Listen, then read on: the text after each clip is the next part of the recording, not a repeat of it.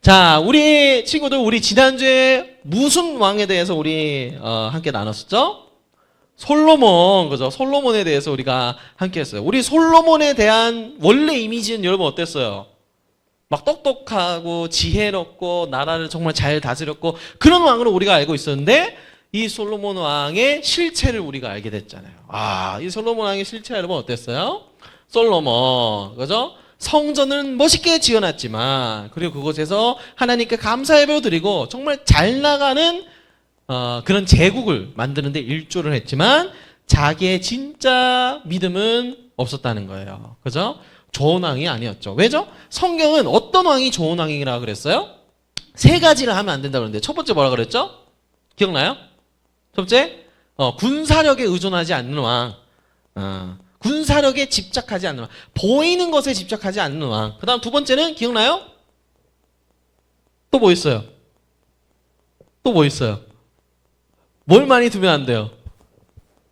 와이프를 많이 두면 안 됐어요. 왕비들을 많이 들이면 안 돼요. 이건 성적인 이유도 있지만 또 다른 이유가 있다 그랬죠? 옛날 사람들은 결혼할 때 종교를 가지고 들어와요.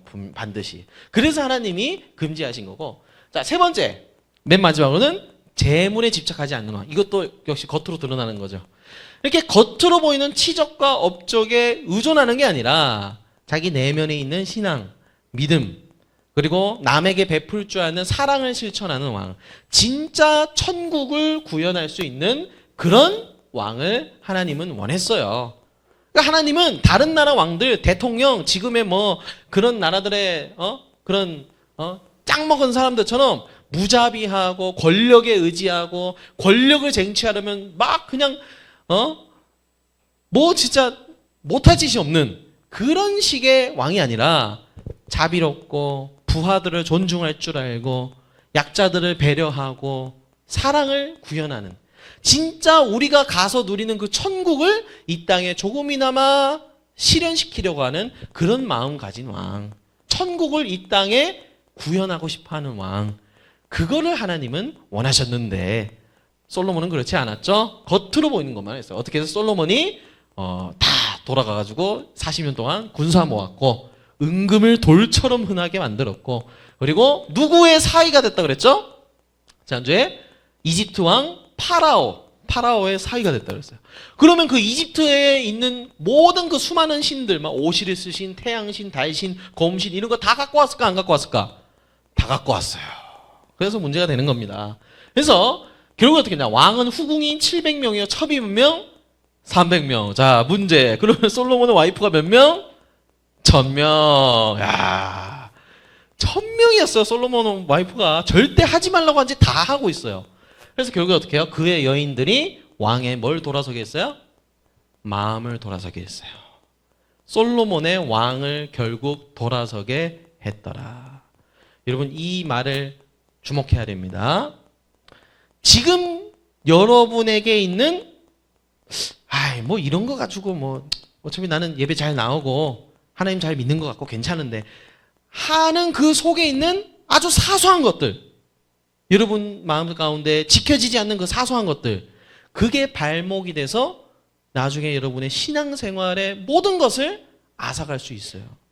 지금 여러분들이 그러한 것들을 절제하고 조절할 줄 알아야 돼요.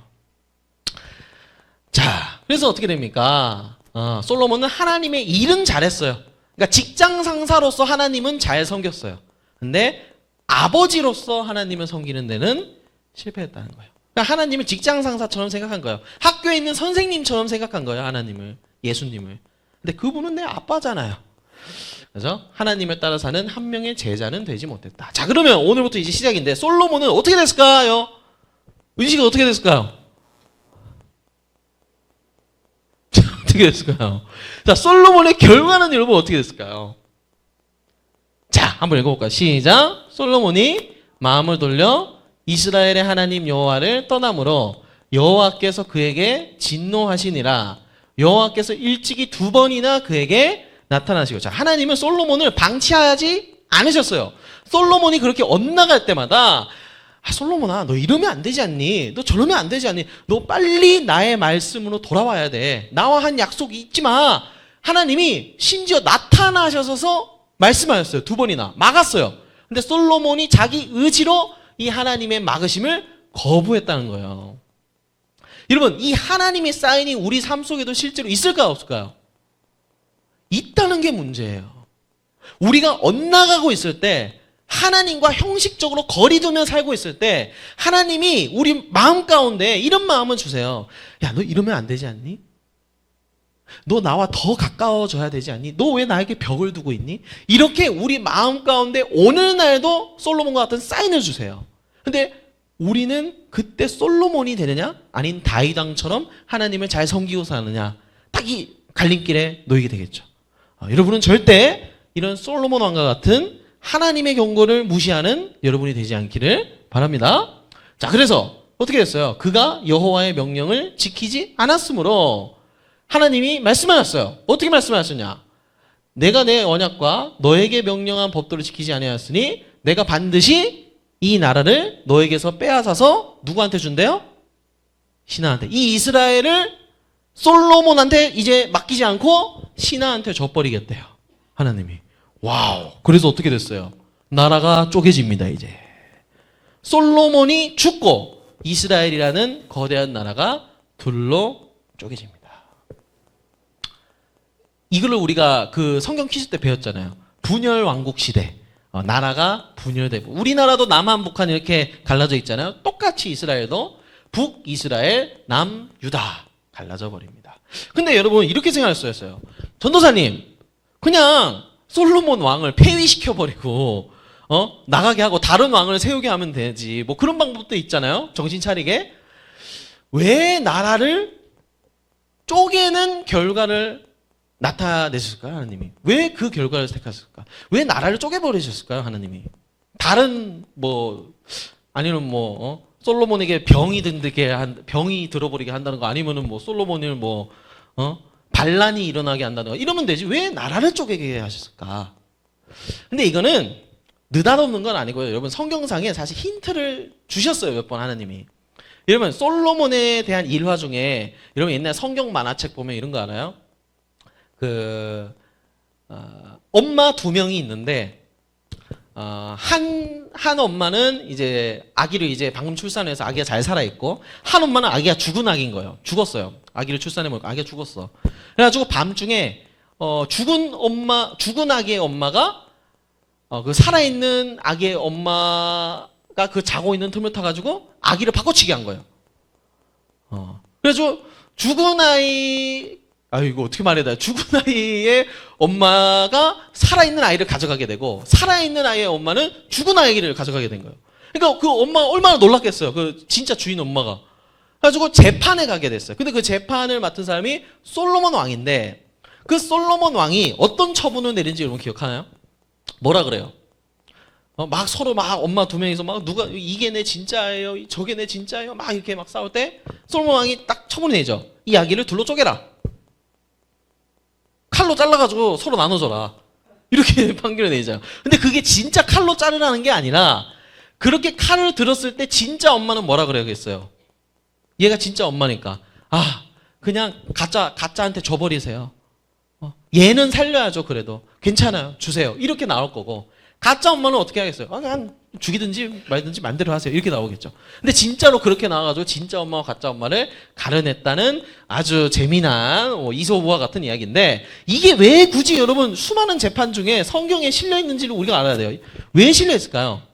그거예요. 나라가 두 개로 쪼개지게 되었다는 그 사실을 하나님이 이 사건을 통해서 힌트로 보여주신 거예요. 아기를 두 개로 쪼개버리려 할 때 진짜 이 아이의 주인이 드러나잖아요. 나라가 쪼개질 때 진짜 하나님을 믿는 왕과 나라와 백성이 드러나게 되어 있는 거거든요. 그래서 성경상에서 힌트를 준 건데, 너무 어려우면, 그럼 어쨌든 나라가 두 개 쪼개졌어요. 그런데 하나님께서 여기서 그치지 않고 솔로몬의 삶의 징계를 내리세요.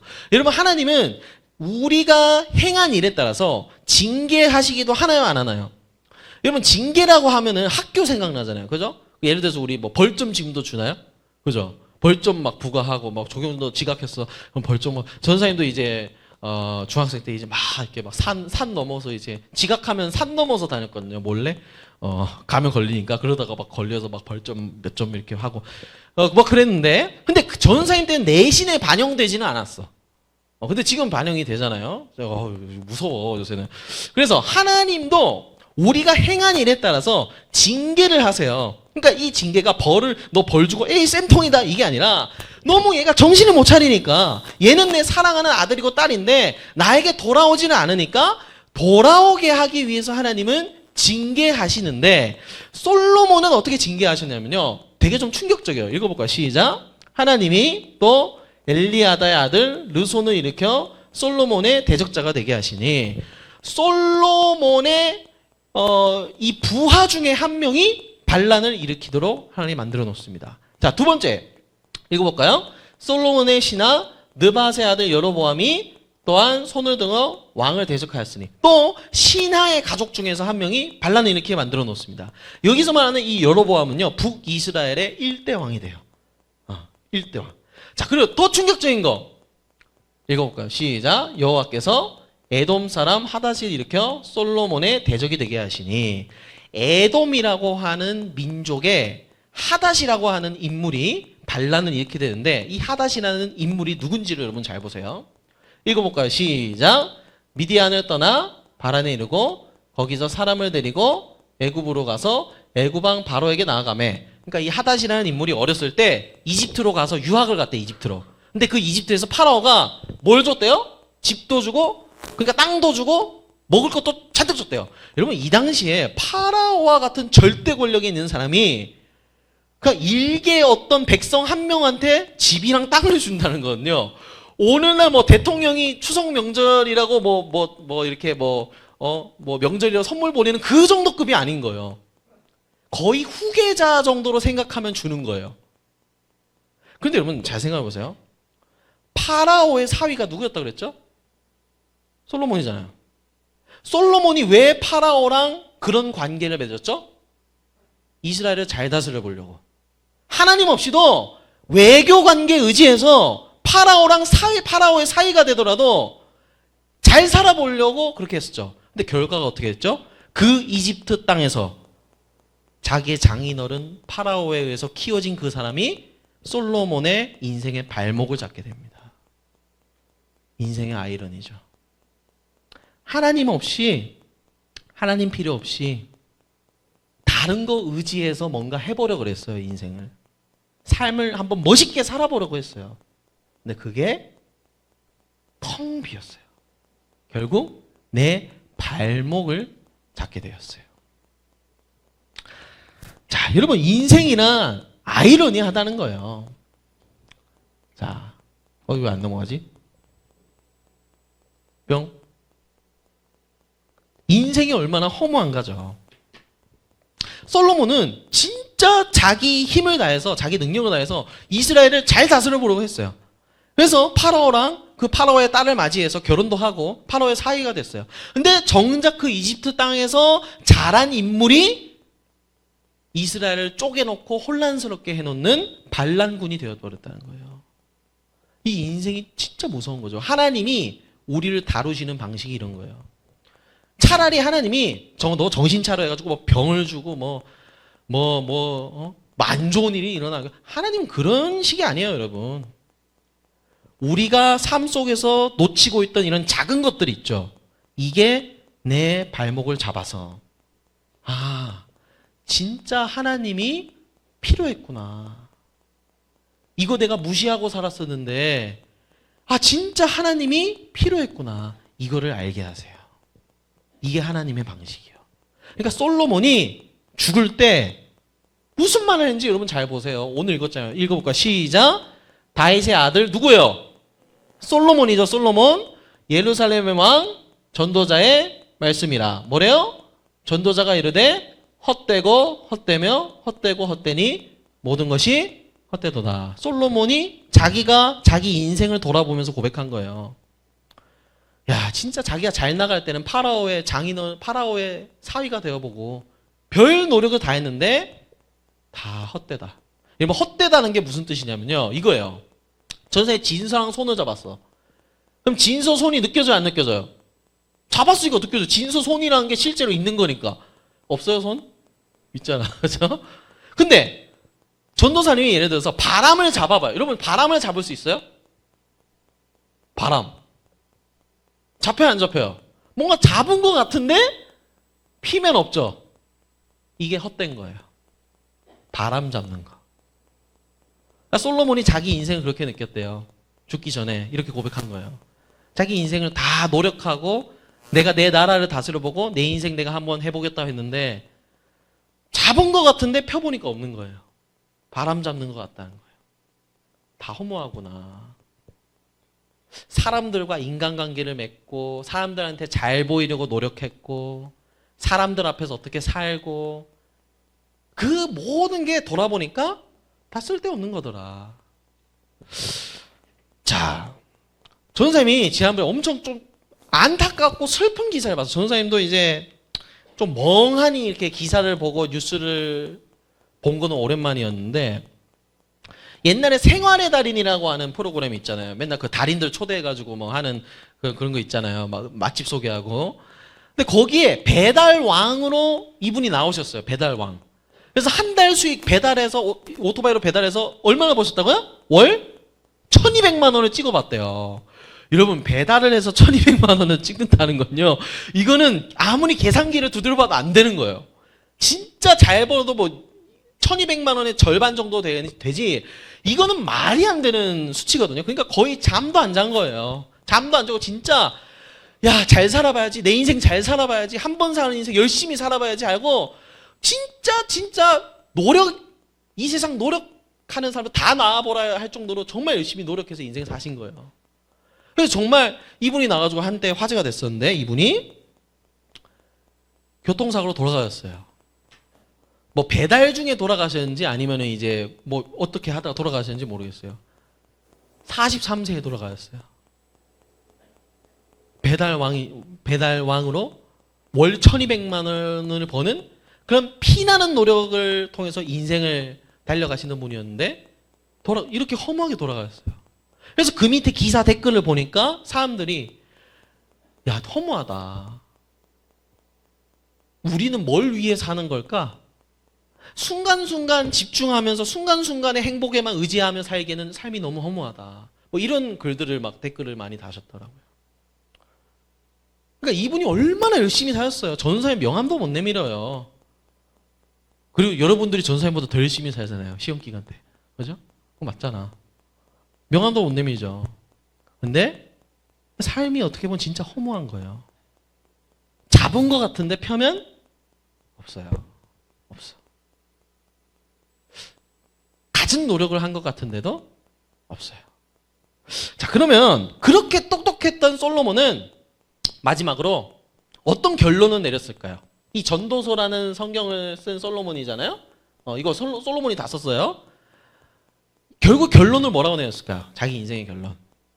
읽어볼까요? 시작.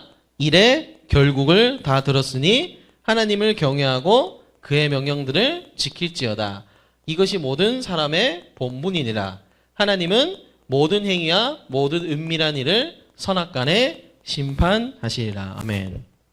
솔로몬이 이 세상에서 누가 태어났고 누가 죽었고 누가 성공했고 누가 출세했고 누가 실패했고 누가 여친 남친이랑 헤어졌고 누가 뭐 어떻게 살았는지 그 결국을 다 들었대요.